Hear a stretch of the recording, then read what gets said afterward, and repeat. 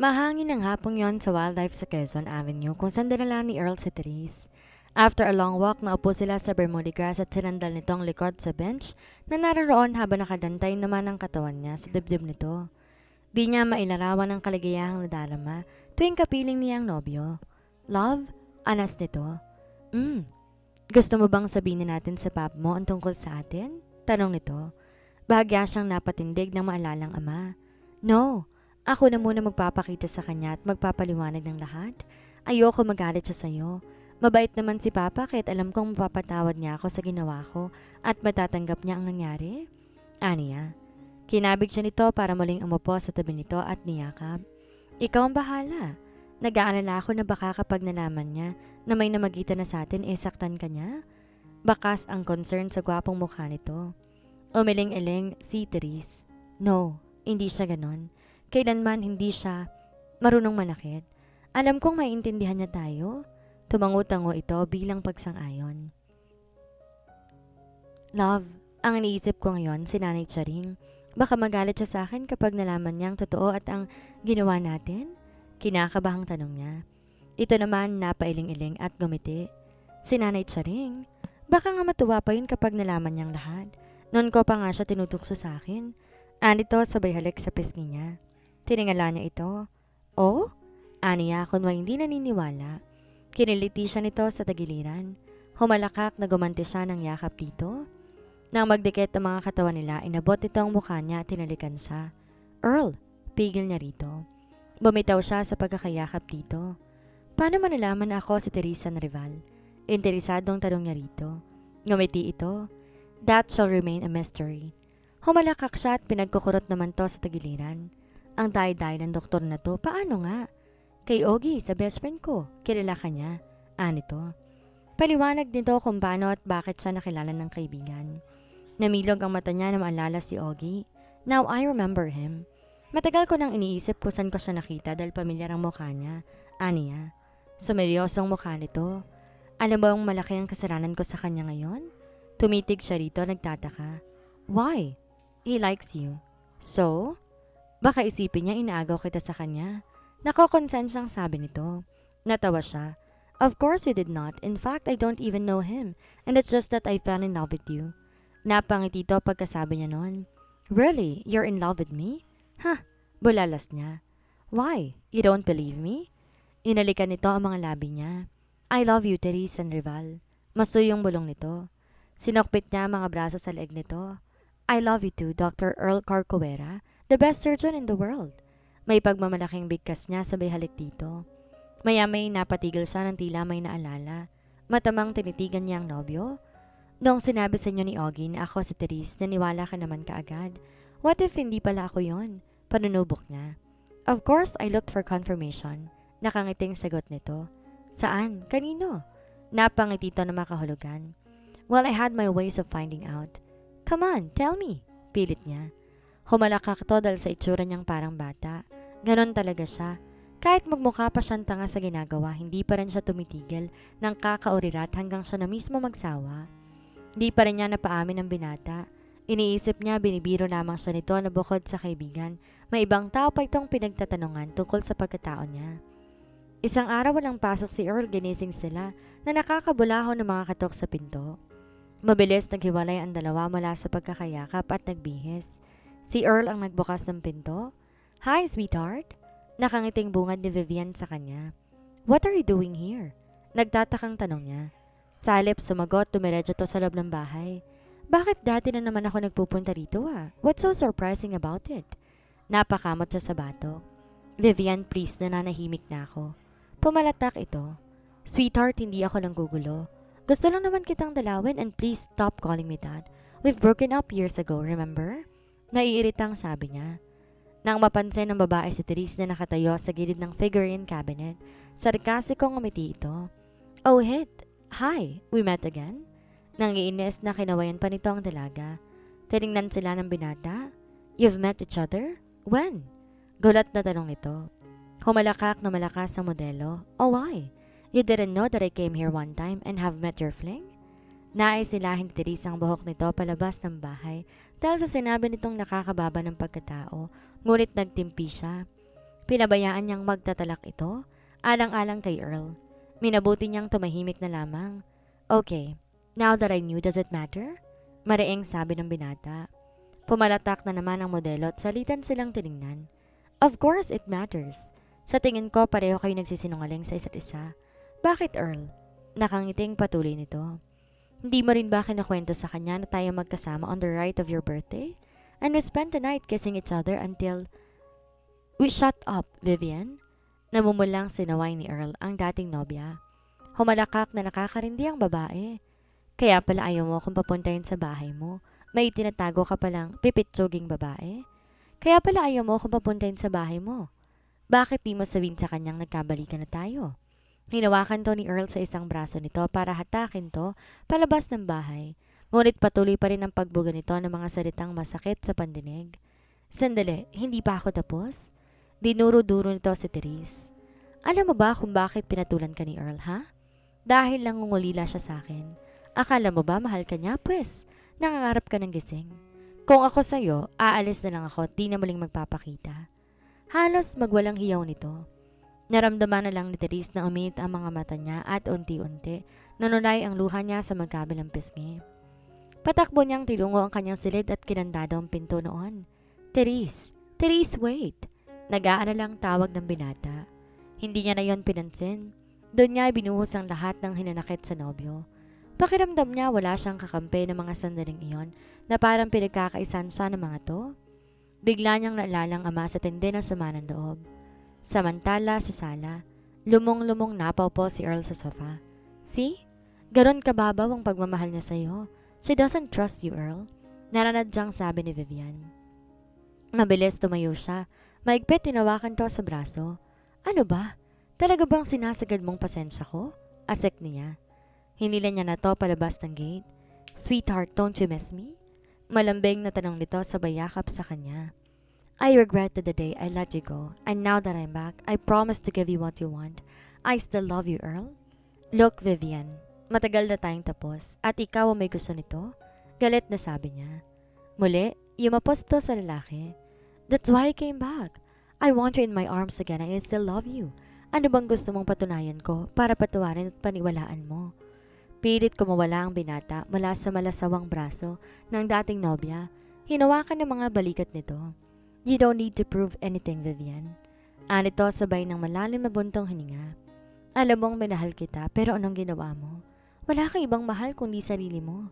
Dinamay mo pati ang magiging anak natin. I'm sorry but it's over between us. Hindi na nito napigilang mapaiyak. Earl, please, give me another chance. I resigned from modeling because of you. I realize how important you are to me and I want you back in my arms. Palahaw nito. Napapailing siya habang tinutulak ang balikat nito papalayo. Noon mo pa sana ginawa yan. It is too late for that now. I'm really sorry, Vivian. Aniya. Muli siyang humugot ng buntong hininga. Nagbago ko, Earl. Para lang sa'yo. I know you still love me. How can you be such a fool to deny it? I want you back. Muling sumamo nito. Niyakap siyang muli nito. Vivian, please.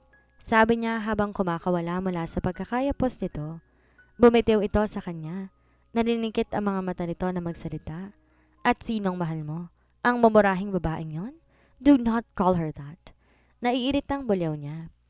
Parang natauhan to sa pagsigaw niya. Kumunyapit to sa isang braso niya.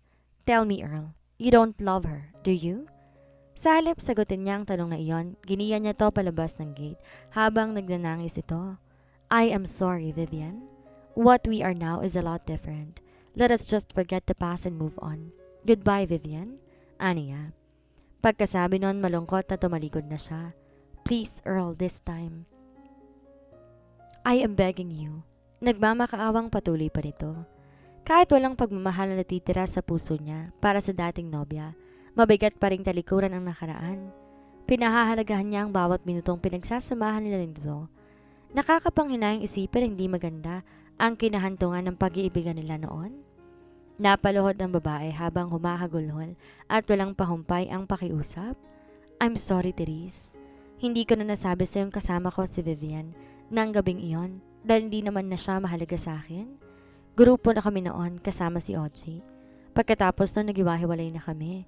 Seryosong paliwanag ni Earl mula sa labas ng pinto ng silid niya. Umiling siya. Please, iwan mo muna ako. Gusto kong mapag-isa. Umiiyak na pakiusap niya.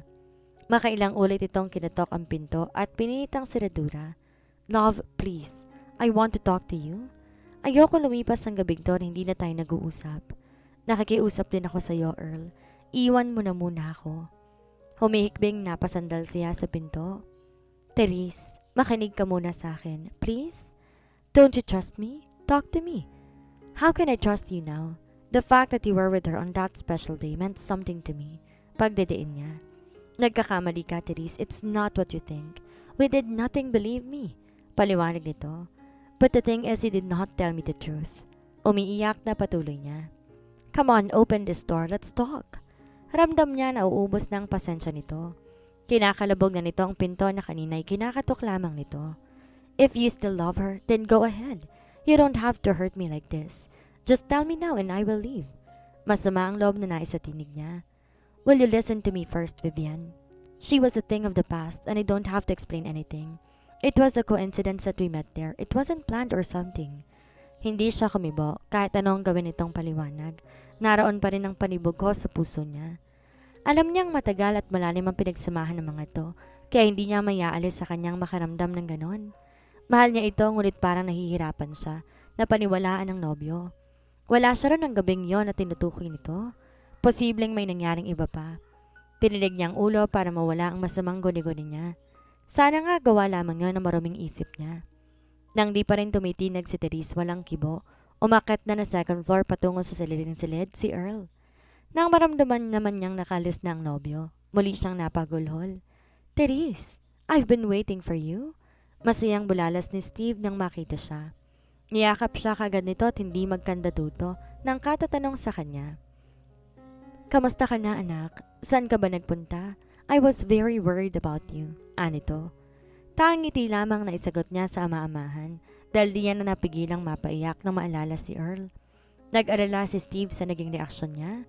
Iniangat nito ang mukha niya. Therese, what happened? Bakit ka umiiyak? Tanong nito.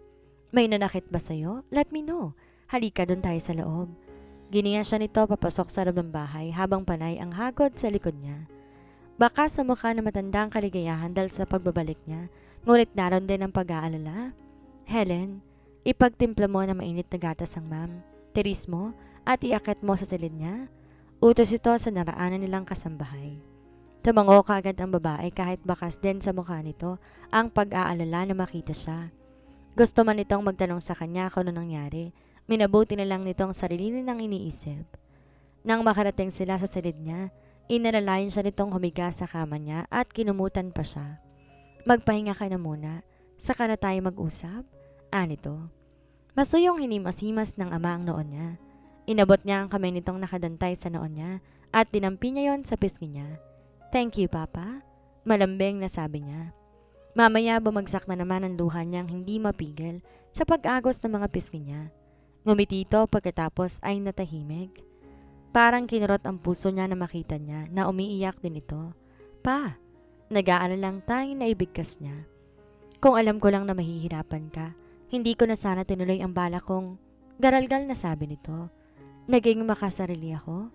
Sisisihin kong sarili ko kapag may nangyaring masama sa iyo, anak. Umiiyak na pahayag nito. Papa, walang nangyari sa akin.